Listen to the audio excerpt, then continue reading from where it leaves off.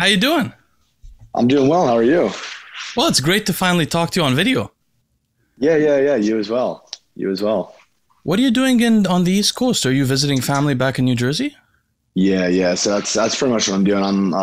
I'm from New Jersey, so I'm just back here visiting for 2 weeks because the summertime here is pretty good. We have the beach and everything, so I'm just doing a little 2 week visit. Is it really like the Jersey Shore, that show that I've seen a couple? It's very different from the Jersey Shore where I'm at because I'm a little bit more southern. That's like a little bit northern where they do the Jersey Shore, probably about an hour from me, but there it is. It's similar to that, which is pretty funny. Does everyone work out there? Is it like the show?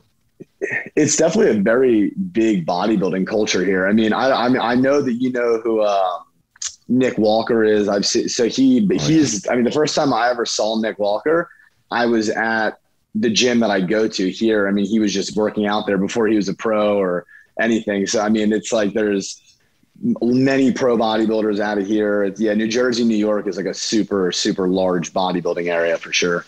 That's true, actually. I just realized Phil Viz is from New Jersey, Nick Trigili's from New Jersey, Nick Walker's from New Jersey. There's actually a few other people from New Jersey as well. But how did you end up in Colorado, which is where I'm from? Well, my mom's from there. But it's so different than New Jersey, huh? Yeah, it is. I like it a lot better. I mean, well, basically my old business partner at the time when I moved there, it did not work itself out well. So, but I stayed there, but I moved there because he was there and we had like a team located in Denver. So we had like some videographers, some different people that worked for my business at our business, and they just were located there because he lived there. And I just moved out there for that. And I ended up staying there when I met my girlfriend, and I just enjoyed it there a lot. Yeah, I do. I like Denver a lot. I mean, I like California, and I was going to move to LA, but I don't know. I wasn't really the biggest fan of like the whole scene there. And I didn't really know where else I'd move in California. And I didn't really see it as a long-term home just due to the taxes and things of that nature, the pricing of houses and stuff. So Colorado is a pretty good medium for myself and my girlfriend. We like it. But you know, Colorado used to be so much cheaper, brother. It's crazy after the cannabis got legalized. Because the last time I lived in Colorado, I was 10 years old. So it was around 2001 or something. And the house I used to own is now like it's like 8 times the price. It's something crazy. It is, yeah. And the people that live in Colorado also changed. So if you went there in like 2002 or before then, it was sort of like a hidden secret. People used to go live in Aspen and Boulder, and it wasn't so. There weren't so many people. I visited recently, and I was like, God damn, this place really got bigger. Do you ever visit Boulder and the Rocky Mountains around there? Yeah, I do. I go to Boulder here and there. I go to the mountains. I like snowboarding and that type of stuff. So that's a huge plus. But I mean, it's definitely massively grown. I mean, the real estate's expensive. I mean, I'm going to be getting a house like in the next few months. We're going to be building a house, but like the real estate's gone up and all that, but I feel like it's going to continue to grow and grow and grow to the point where, I mean, the city's growing, all the outside, some of the most up and coming areas that, are on a lot of the lists of like best places to move to in the country, most up and coming are in right outside Denver. So, it really is a great place, no humidity. It's like, you have the mountains, lots of outdoor activities and different stuff like that. But the people there are definitely, I feel like it's probably changed a lot because with just so many people moving into the city, it's more of a city, it has a lot more of a city vibe in Denver, outside Denver. Lots of people work in the city and stuff. And so it's obviously different than before the city really blew up and really grew. And the culture is sort of changing with a lot of immigration, right? So I've been thinking about this recently. My wife and I are both trying to move out of California, and we're trying to pick between Colorado and Texas. But both of the places have changed a lot due to people moving there too. So you might be moving to something that's different. I think so. Texas, the thing with Texas is that for me, I mean, you can go in our budget, like we could definitely get a mansion, but it's just for us, we're like, even honestly in Colorado, we're going to get something like, that we're going to love too. So it's like, but for us, we thought, in Texas, there's a reason why it is cheaper. I mean, I'm sure it's growing in price, but it's way cheaper because there's just not as much to do at all. I mean, there's really nothing to do there besides, I get pretty much restaurants and bars or bowling like those, but outdoor wise, there's really nothing to do, you know. I mean, you can't go camping, mountain biking. I mean, it's, you know, more humid, it's just not as good of an area, which is why it's cheaper and that type of thing, in my opinion. And we should let the audience know, for people who haven't been to Colorado, it's literally like heaven on earth. So it's like a really different, you got terrain, things to explore, wildlife out there, incredible hikes and beautiful. But I was trying to catch up on your videos. And on the most recent video, I heard that you're planning to move out of Colorado. Did you change your mind about that? Yeah, I thought about it. So I took a trip to North Carolina, back to the East Coast, because, you know, family's from here, et cetera. And I decided, my girlfriend and I we nothing can beat Colorado for us. We're, you know, I mean, when we're there, we're like, oh, should we move? Should we not? I mean, we're young. I mean, we want to start a family and like really settle down here soon. So we're, you know, with the house and everything, but we just decided Colorado is it's unbeatable for us, because it's like a good medium with taxes, with house pricing, with great for kids, you know, great schooling, you know, great, like world-class snowboarding mountains, all of the things. It's tough to beat. So it's tough to beat unless you're in California, which has really gone downhill in my opinion, and it's even more expensive by a lot. So by a lot, it's unbelievable. It's not worth it. It's ridiculous. You're in California now. Yeah, I used to live in LA for a few years, but I moved trying to escape the hecticness of LA. I moved to Irvine, which is a bit south and a bit cheaper. It's where Sean Ray lives, apparently. I haven't bumped into him or anything, but apparently it's a safe city and it's nice. But there's a lot of problems with California. Anyway, I wanted to ask you something. How did you get into lifting? Because you have a very interesting thing. So my background is like mostly in powerlifting and arm wrestling, and I try to follow bodybuilding, but I don't get everything. So I was curious, because I see this young guy, extremely muscular.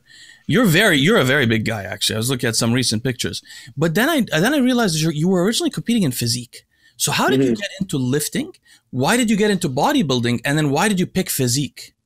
Like a lot of people pick classic physique. Yeah. I'm curious. I think it's funny because, so basically I got into lifting. I mean, it's a pretty basic story. I mean, it's probably similar to you, like super skinny when I was growing up. And then I played football for like 8-9 years up until high school. So like my last year was my freshman year of high school. And I got into lifting from that. And I just fell in love with lifting because I think genetically I was always skinny, right? But I had like, you know, some abs. So it showed immediately, right? When I gained like 5 pounds of muscle within the first like maybe 3 months or so, probably because genetically I was like pretty decent. And, you know, I was so young, whatever, like noob gains, whatever you want to call it. So I gained muscle and I was like, wow, like this is amazing. I was always so insecure with my body, got into lifting. And that's just really how I got into it, through football. I kind of accidentally got into it. I would be in the weight room like more than I liked football.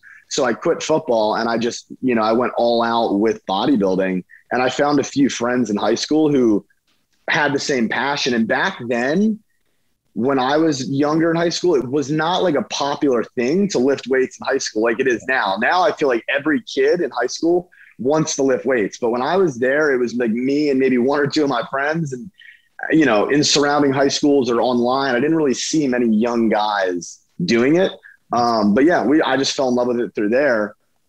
And then there was actually a dip between our generations. In my generation, it was the tail end of the lifting stuff. Then there was like 10 years or so people didn't want to lift, and I think you came up on the next generation. Yeah, exactly. Yeah, and then I guess I came up with the next generation, and essentially it's funny because I initially powerlifted. If you look really far back, like I had I did a lot of powerlifting. Like I think at 19 I deadlifted 675 or 680 with straps though, sumo with straps. But I was almost natural. I was on MK, which I know you don't recommend heavily, which I've looked into and I don't either.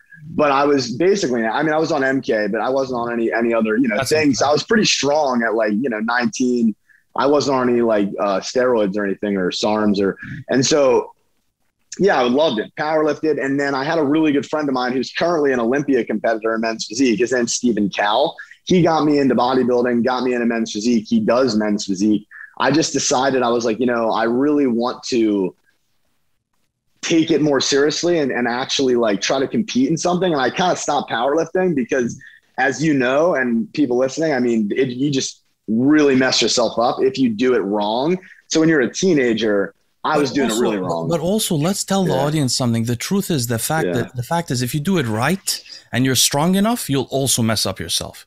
That's what people don't. It's very true. Yes, yes. Bullshit. Those guys have been spreading that rumor for so long. If you squat with the right form, nothing will happen. I dare you to squat 700 pounds. Two plates. Yeah, exactly. It's two plates. That's why it's with the right form. Exactly. So if it's just sheer tension. But anyway, so you wanted to save your body a little bit and moved into physique. How many times did you compete? I competed only twice, actually. So I did a show, basically 2018 or 2019 maybe. Did my first show, and it was the first time I actually ever used like I had used like 2 or 3 SARM cycles, and I did 1 pro-hormone cycle before that. But the first time I ever used any like design or, real steroids, I guess you could call it, which those are real, especially the pro-hormones. But that was the first time I did like an oral only cycle of like Anabar Winstrol. And I did that show in 2019. And I made massive, massive progress. Like I went from like probably 24% body fat and to like, maybe single digit on stage. And I won the overall at that first show. So that was the cycle that Derek first critiqued? You actually used the cycle for the show?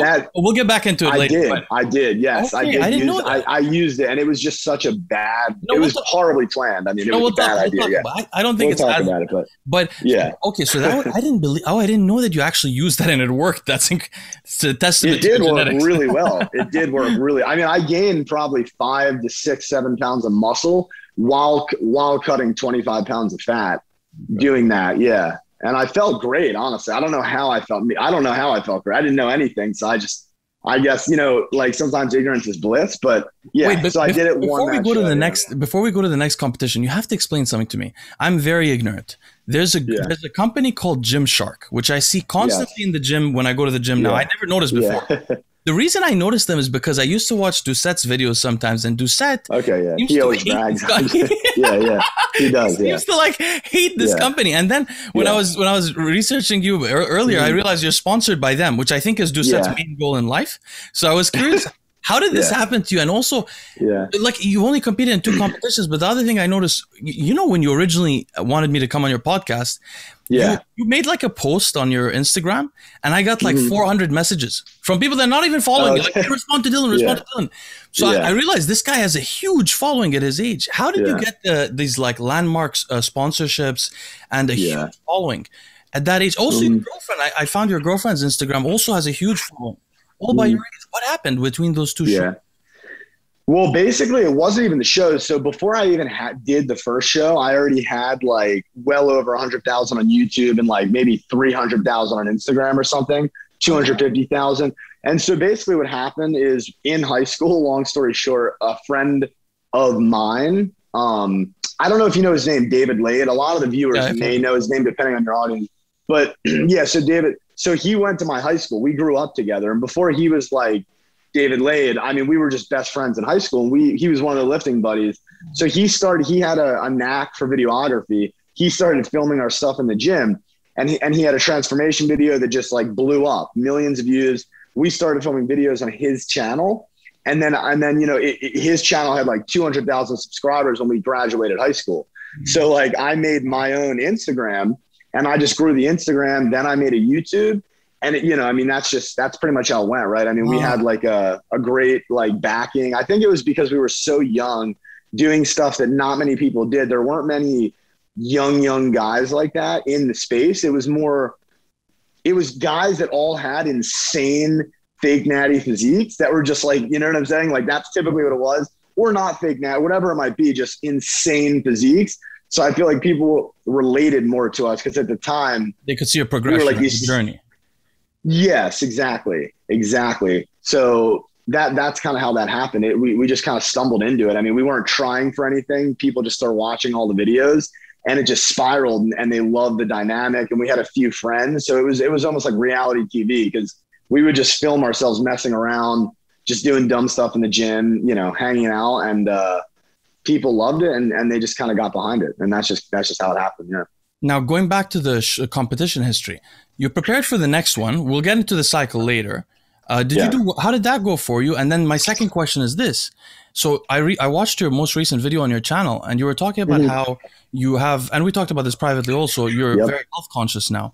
And on your video, you said that you're planning not to take competition so seriously in the upcoming future because of your constraints on your health. So how did that competition go? And when did you start thinking about the health ramifications and stuff like that? Yeah. So first competition went great. I mean, I didn't have any issue at all.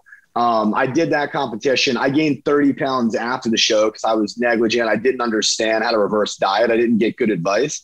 I went to an all-inclusive vacation, gained 30 pounds. I did win the overall. I got the national qualification. So in men's physique. So it was great. I was happy.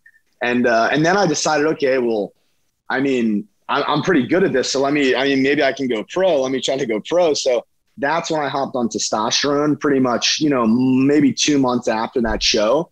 My hormones before I hopped on testosterone were probably just like crazy because I just cold turkey like that. And so whatever, I felt I was in a really bad limbo stage. I was bloated like a buffalo. I was like, weaker and bloated and just felt horrible. Hopped on test and, I've been on test ever since, like different doses, of course, but basically, so that's kind of what happened right after the show is I decided, okay, I want to take this really seriously. I loved the first show. And I said, you know what, I'm going to compete in another show. Right. And so before I even get into, because the health stuff and becoming more health conscious, that happened after the second show, which is probably 18 months, year and a half after the first one. So I did, I took tests. I really grew a lot. Then I did the show that I actually ended up winning my class and going pro in. And I went pro and so I went pro in men's physique. And, during that time, and I never specifically said the levels where my liver enzymes were anywhere. And I feel like if I say this right now, I'm sure like everybody on the internet will make a video on it, like, because it was insane. Now my enzymes are like 30 over, 40, something like, it's very normal, even, in the normal range. But when I first started to think about my health, as a young guy, you don't think about it. My liver enzymes. So I went to just get blood work so I could go to this new HRT clinic. They needed my blood work. It was, it doesn't matter what it looks like. We're going to, whatever. So I get the blood work and the lady calls me. She's like, sir, do you know what's going on with your liver, right? And I'm like, no. I don't know. And she tells me, she goes, yeah, well, your AST is 1900 and your ALT is 980. Oh, you were in liver failure. Oh, wow. No. So the craziest thing ever, right? It's like I had zero symptoms, zero jaundice. I had no pain. I was working out, everything normal, no appetite. Was GT also elevated? Do you remember? So usually what happened is I know that my kidneys were not elevated at all. So I don't know what it was. Interesting. I don't know. So by the way, if you have like a really intense workout and develop like almost rhabdo, your kidneys will show it too, but your ALT and AST will elevate a lot. By the way, people sometimes take this supplement, which is people love it, but it's actually like an insidious thing called ashwagandha. Ashwagandha frequently puts people in liver failures, and they frequently have like 1,500 ALT, AST from just taking ashwagandha a few times. So sometimes your liver can respond very in shock to what happens and develop this kind of extreme, which goes close to liver failure. But it's interesting. Those are really, really high values. I wonder if it wasn't something else going on other than just liver inflammation. Did you get a scan of the liver after? I did. So they basically, because at that point they're like, okay, well, we need to see what's going on. So I completely came off the orals I was on, of course. And I was willing to cut the prep at that point because I was like, this is serious. And I went in, they scanned my liver and they were like, well, yeah, your liver looks like perfect.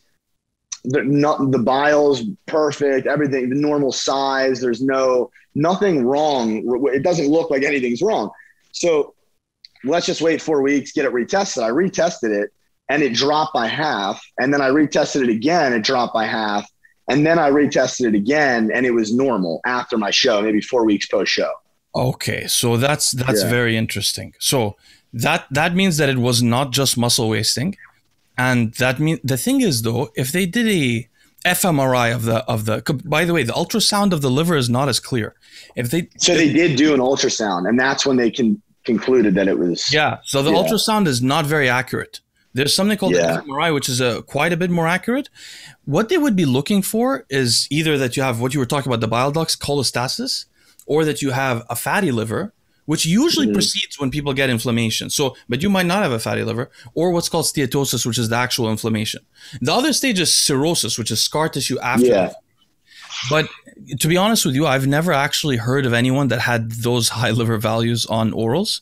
It's extremely rare. People will take like Anadrol daily for years, and they will get to liver values of around 200, 300. And those are the guys that get liver cancers later. But they don't get that much of an elevation. So I really wonder what was going on. It's really mysterious. It's super mysterious because like it's at the point where like my liver enzymes currently are legitimately like, I think, my AST is like under 40 and my ALT is under 40. They're both in the 30s. So it's like, I mean, they're not even elevated and I have no symptoms or anything. You know what I mean? Like a couple of notes though, just off the top of my head, and we'll get into the cycles a little bit more later. But I remember, for example, in that your I think maybe it was your second cycle, but maybe it was the first, you were dosing, for example, Anavar and Winstrol multiple times a day. So twice a day. Oh, just twice? Okay, so twice is what the medical professional, like if you actually have medications and they have to give it to you once a day, if you have a few, medical professional standard guide will be do it twice a day, not 3 times because the liver starts to not be able to recover. But potentially also that's one thing is maybe you are not taking enough days off, which is one of the reasons I like to, if I ever use orals or my clients do, to take them not daily so that the liver has a lot of time to recover between them. But I don't really know what else could, but I understand how that must have been such a scary thing. You know what happened to me, Dylan?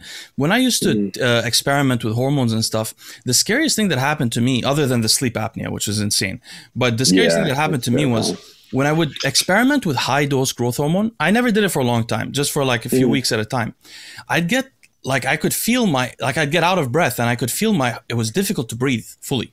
You see this in bodybuilders sometimes when they're being interviewed, you see their chest moving a lot and they're really taking deep breaths. And I didn't know what it was at the time, but I said, there's no way this is good. Something's wrong with this. Later, I realized this is myocardial edema. It means you have water in your heart. So I understand how scary that stuff can be, and especially when you don't know that much about health. So you don't know what could be wrong. So how did you react to this when it happened to you? What did you do? So initially, the doctor was like, okay, well, your liver looks good through the ultrasound. The enzymes drop, so you can continue the prep. Just don't use any orals. So I was just on 400 tests and 400 Masteron just to get through the prep. And I did that. And then essentially, I mean, my levels pretty much dropped to 60 over or 70 over 60, right? So that's not great, but it was good. And then they came down like all the way down, maybe 8 weeks post. I just continued to test it because I have a clinic that I use in Colorado. So it dropped all the way down. I mean, and now it's just 100% normal. I have no symptom. You know what I mean? At this point, I mean, it's definitely not a scare at this point. I mean, because the enzymes are totally normal. But that was the first time I got really freaked out because I said, whoa, you know, I think a lot of people don't realize with steroids is that everybody's body can react differently. And there are a lot more, situations that come up than people really think happen with steroids. I mean, I think you can get away with a lot. Yeah, let's add a caveat here just to prove or just to emphasize your point. My channel has 2 people with liver cancer right now from steroids. I interviewed one of them, but he wanted me to take the video down later because personal stuff like that. But it happens. They just don't talk about it because how difficult it is to come out and say, hey, I took steroids and I killed myself. Nobody wants to say that, you know? It's humiliating. So people don't hear about it as much. So you finished the competition with just the Masteron and testosterone and then started reevaluating how you're going to approach your goals? Yeah, I did, because when the liver enzymes came all the way down, I was still planning on competing in the future because I'm like, oh, okay, it was a freak thing. I mean, you know, honestly, like they came down to normal. I mean, they were normal and the ultrasound had showed that my liver was normal size. I didn't have any, you know, like potential cancerous things in there. I didn't have any, you know, everything was normal. And also all my other blood work was actually in the middle, like almost at the end of the cycle, was like perfect. All my other blood work was really good.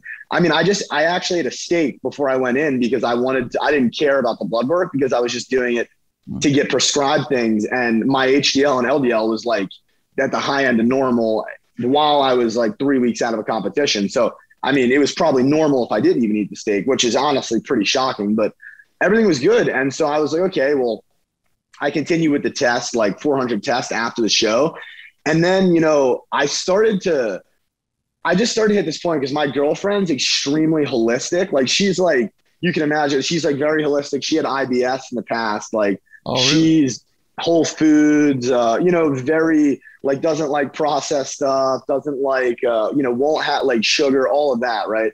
So like, she's always been this way. And I've always been the type where I'm like, oh, you know, it doesn't really matter, you know, macros, blah, blah, blah. Like, you know, I just didn't realize, because when you're young, you look good. Oh, I look, you know, everything's good. I'm healthy. It's fine.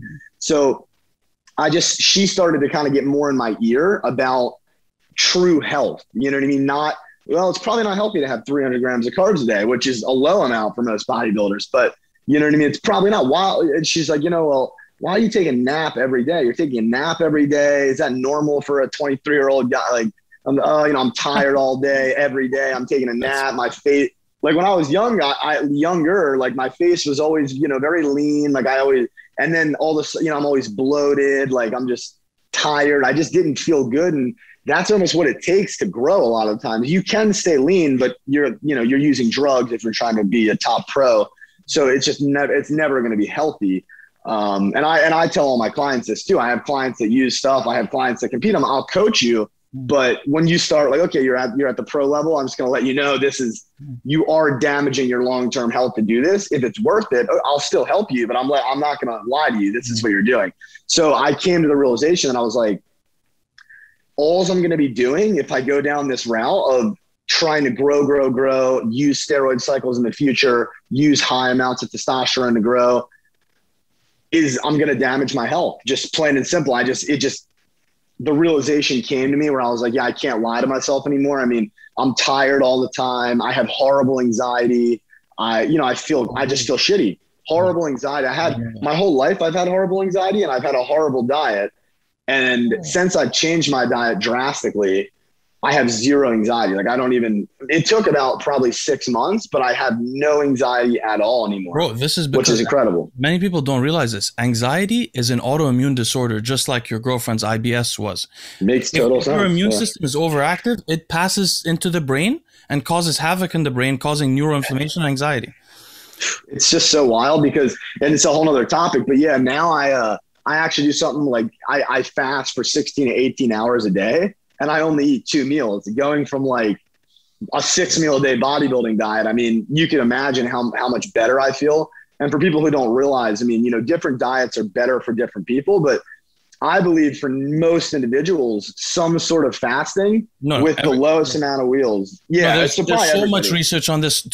Not just fasting, but time restricted eating. So eating less hours of the day, that's for sure. Yes. Anyone who wants to learn about this, check out Sachin Panda's book, Circadian Code. I felt so much. That's one of the main tools I think that helped me get over the Crohn's disease. One of the main tools is I brought my eating window to 6 hours and kept it there. And your whole digestive system starts to getting efficient at those 6 hours. You know what I mean? Yeah. And it's just, I mean, the autophagy, all the benefits of doing the fasting is phenomenal, I feel. And my energy is through the roof. I don't even get hungry anymore with 2 meals. And I do more of a keto based diet as well. But so I just got into all of that stuff slowly and I just felt better and better and better. And I'm like, wow, like I'd rather just I used to be maybe 220. I'm a little under 190 now. And I'm not bloated. I look athletic and lean. I can run a mile in like 7 minutes. Like I do a lot of boxing now, cycling. I still bodybuild 5 days a week, but I just changed my approach and I felt so much better because the normal bodybuilding practices are just really set to make you have lots of problems. Age quickly, die, have a lot of mental health issues as well, in my opinion, because, you know, I mean, like you just said, anxiety is an autoimmune. I mean, that's actually one of the things I wrote down when I was, because this morning I watched Derek's critiques of both of your cycles so I could see what you guys were talking about. And one of the comments I was going to make when he was talking about estradiol and the need to keep it for the brain, I didn't know that you had any anxiety issues. I was thinking at the time that you might want to cycle more in the future to compete. And I was going to say, hey, when your estradiol is low, one way that you can protect your brain is that estrogen, one of the main ways that influences the brain is via serotonin. So SSRIs are like a almost perfect antidote for bodybuilders' effects on the brain from high androgens and low estrogens. But which is not a good thing to have to be on an SSRI though. Like, I don't want to have to be on an SSRI. Yeah. You don't want to have to obviously put yourself in a position where you need another drug, obviously. But can't you get addicted to those somewhat, or you can get, or no? You can get so any drug that has rapid tachyphylaxis, which means that if you take the drug a few times, like a benzo, and it stops working, any drug that's like that, you can really get dependent on and have a lot of issues with. SSRIs, obviously you get adaptation, but the main problem people have is they titrate the dose too quickly high. They start to feel weird. It actually takes 7 months to work. And then they titrate the dose down too low. They just stop taking it. So obviously you feel something, but honestly, not only are they sustainable, but I believe that for many people, they may extend life. Imagine having a little bit less inflammation in your body, which SSRIs do, and a little bit less like stress levels across your lifespan. Stress level. Sorry, I don't know. No, long term that may cause you to live longer, but obviously I shouldn't have to cause problems to find other solutions for it. But so tell me about, I was going to ask you briefly about cycling because I heard that you were cycling, but I guess it doesn't matter as much now since you're losing body weight. But if you were very muscular and into cycling, it may be the worst recipe because I know you have a good low heart rate, but the low heart rate, so it can be driven by two things, right? Some people have a lower heart rate naturally because their autonomic nervous system causes the heart to beat slower. But so there's a fluctuation between people. But generally, the bigger and more athletic your heart is, the less times it beats per minute. That sounds good, except if you're a big bodybuilder on steroids. If you are, the more you exercise it, the more it can develop problems, mutations in the cells, changes. And not only that, scar tissue and fibrosis, but not only that, but cycling of all endurance work causes the most stress on the heart. Cyclists have the most arrhythmias of all endurance people. With that said, I love cycling myself, but because I'm not huge, I was never huge, but I'm not like over 200 pounds. But I think you started mostly after you stopped being heavy. After I stopped being heavier, I kind of stopped or I started like doing, were you saying like bike cycling? Right? Oh yeah, I'm talking about bicycling. Sorry. So that's okay. That's what I picked up. But basically with the cycling, the most I'll ever ride would be like 30 miles is the most I've ever done. And I typically would do more like 20 miles. And actually lately I've been more into boxing and running rather than cycling, but I don't do like, I'm not doing 200-mile rides 5 times a week because I feel, anything taken in excess is going to be a problem. So I feel like that, like 20, 30 miles, maybe 3 to 4 times a week is probably only going to have positive effects on your heart, on your body. But maybe obviously you take it to an extreme. If I was like, okay, well, I'm going to do an Ironman and then, you're like, those things are really damaging. Then you have a problem. Those endurance runners that do those ultra marathons, when they die, they have fibrosis in their hearts. People think that these guys are the healthy. It's actually really damaging. Now, tell me, what's this mysterious story of the conflict between my close friend Derek and you? How did this start? So Derek made a critique video on the first cycle for your first competition. I watched it this morning. Now, I know we talked about this privately, and you're such a nice guy, and you said that basically you're younger, but tell our audience what happened, because it's a little funny. So it is funny. So, okay, basically what happened, I mean, I am and have, and I've always been a fan of Derek. And what happened was, I made a video and I spoke about the first cycle that I ever did in my private Facebook group. And somebody in that group then went to YouTube and made it public. And so then Derek got a hold of it through that. So I was a bit upset about that in general. Not that he got it because it was fair game, but that someone did that. And honestly, like I told you privately at the time, I was 19 maybe, 19 at the time or 20 at the time. I was 20 at the time actually, or 21, sorry. So I can't get off I was a grown man, but I was definitely, I would like to think more immature than I am at this point in life. And he he made this video basically critiquing the cycle because it was out there in the public eye. And it was just simply a horrifically bad cycle that I would recommend to nobody. It was a really, really bad cycle. And I think, and Derek's, reason for making it was obviously, one, for content, and two, to stop people at all costs from trying to use this cycle to, you know what I mean? Because okay, if I'm looking good using it, people think, oh, I'm going to use it too. So he made the video probably in good faith, and also probably to give me some advice.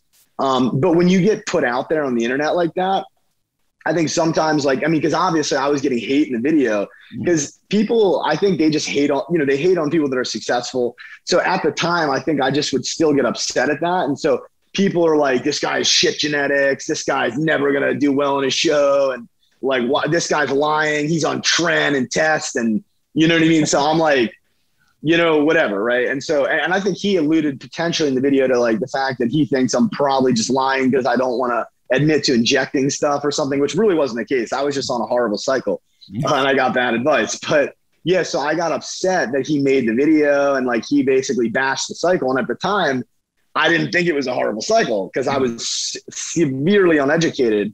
So I guess I copyright strike I didn't copyright strike it. I got the video taken down. However you do that, I forget how I did it. And I got the video taken down because I was upset. I was just pretty much butthurt that he made the video. He was totally right. And I was upset about it. It made me look dumb because I was dumb. And that's really what it was. And so he definitely got upset about it because he obviously made time to make the video. He did nothing wrong at all in the video. And yeah, he was upset about it for sure. And I think I talked to him privately and I told him I apologize in the future. And then he eventually made another video, which I gave him positive comments for. But so that's pretty much all it was. It wasn't anything serious. Let's just briefly, because I wrote some notes on what he critiqued in the videos. Let's briefly cover them because they were very insightful. Yeah. The first one was a cycle basically of Anavar and Winstrol before your competition. And I added Proviron at the end. Just said 4 weeks of Proviron. Yeah. Oh, yeah, I forgot that one. But basically, Derek's critique there was this. If you take these things, you're going to shut yourself down. So you're not going to have testosterone and aromatized testosterone as estrogen. So you're going to limit your IGF-1 signaling, things like that. But also, his main point was this.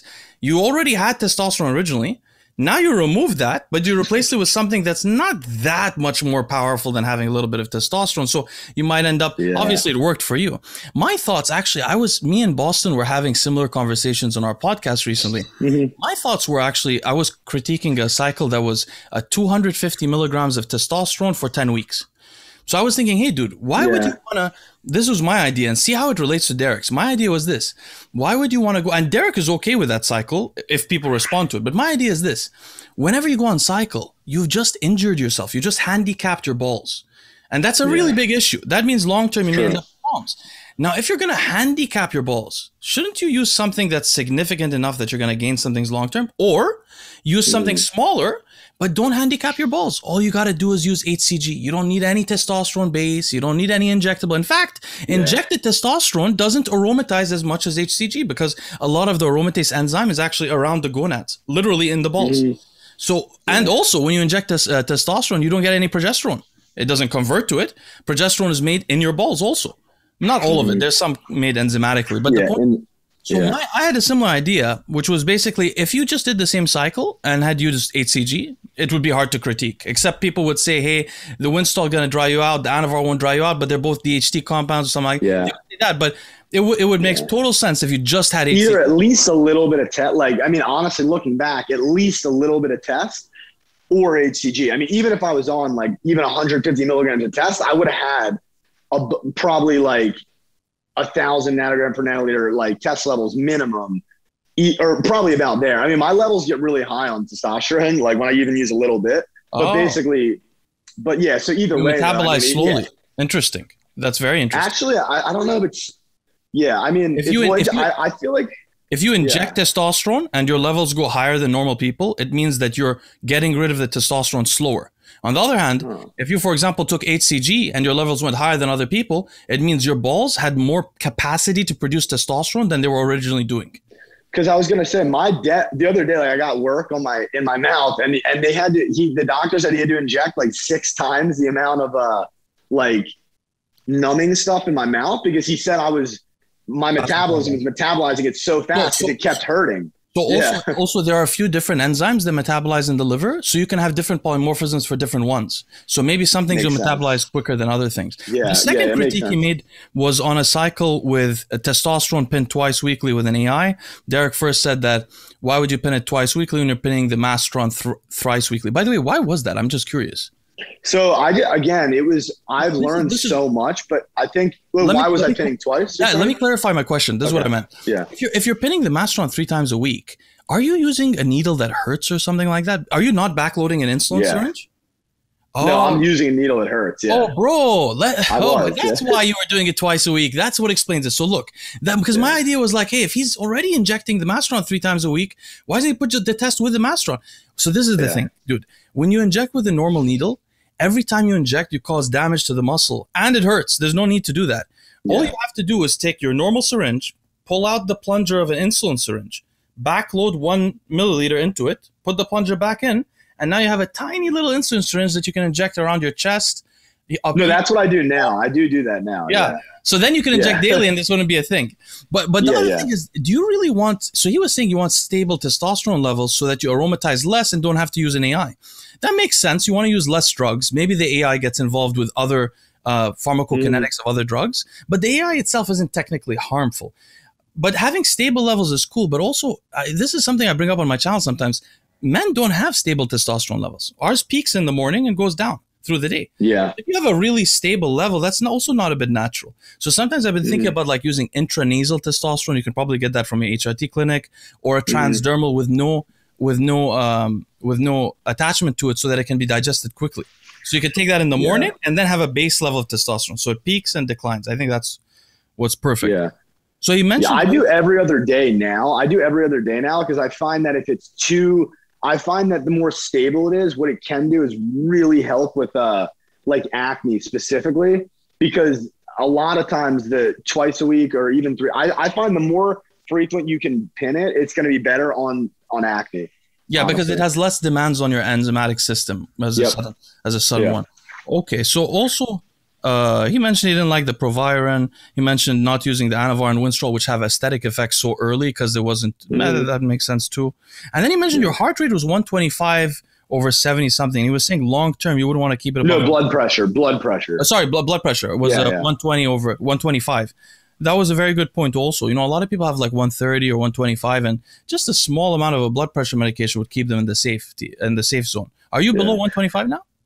Oh yeah, now I mean, I think my blood pressure is probably 115 to 115 over like 70 to 75, like pretty much every time I take it. Yeah.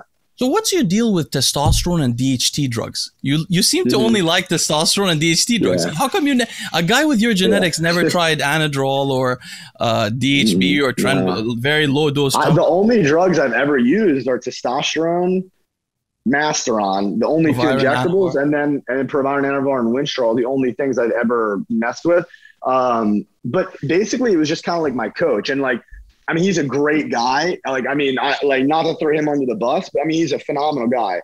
But I think his knowledge was somewhat limited on the subject, so I kind of just followed him, even though I knew it inherently because from watching like, either you or Derek, like I honestly knew certain things that weren't really going how they should be with what I was using, but I would listen to what he's saying because, you know, I won the first show. I'm just like, whatever. And a lot of times that's how it works in bodybuilding. I mean, many people, I mean, I would say 99.9% of people are not using like the least health damaging thing with the best positive effect. Like, as you see from both the cycles, I was damaging my health more than need be to get a worse effect than I could have gotten from other things for sure. So that's just really all it was. It wasn't, I mean, now I would never recommend that to a client, and I would never do it, either of those like, specific cycles. But yeah, it was just honestly a lack of knowledge at the time. And I mean, obviously you're going to get results from it, right? So I was getting results. And well, I mean, even if you don't have the greatest genetics, like if you're using, you know,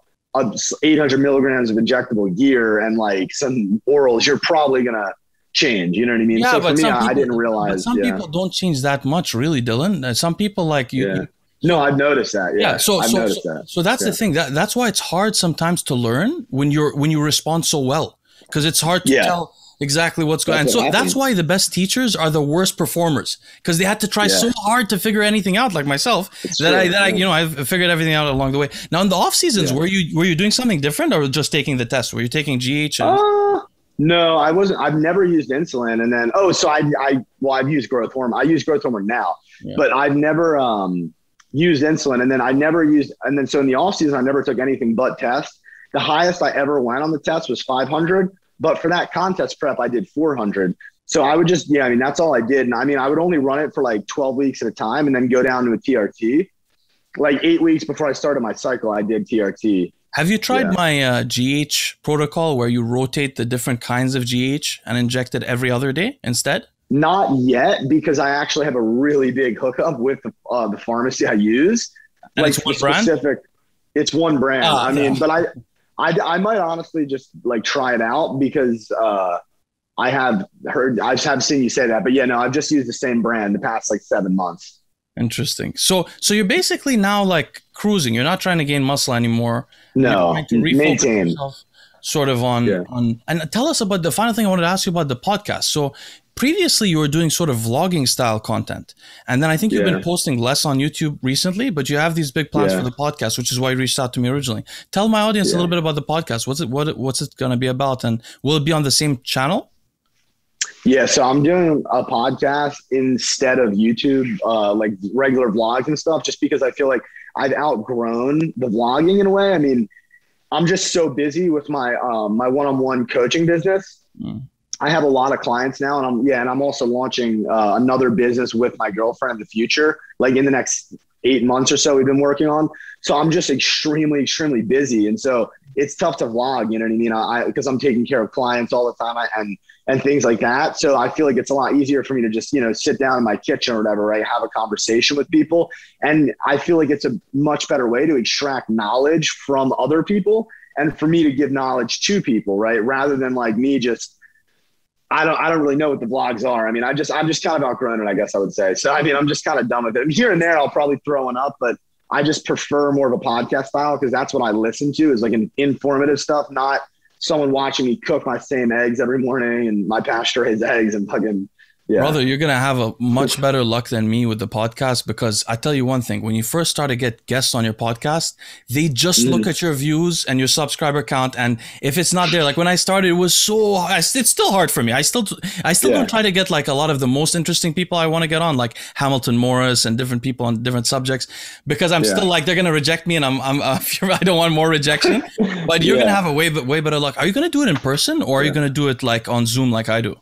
I'm going to do it on Zoom like you do because it's the simple fact of the matter. Like if I'm going to get Chris Bumstead on and I'm going to get David Lade on and get you on in the same week, I'm not going to fly everybody out and it's just too much, But it's so different in person. I really want one day when I move either to Colorado or Texas to build like a little podcast studio. So once in a while I could do the in-person ones because once in a while it's great. Yeah, the chemistry is just so different on Zoom that people start to think you're just an awkward guy if you keep at least me, I think.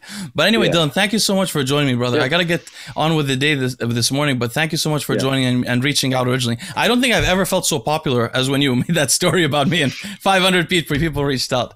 Thank you so much. Brother. Absolutely, man. I appreciate it. And I'll have to get you on my podcast for sure. So I'll be in touch. I'll be very excited to hear about it and let people know about it as well. All right, Dylan, we'll talk soon. Bye-bye, brother.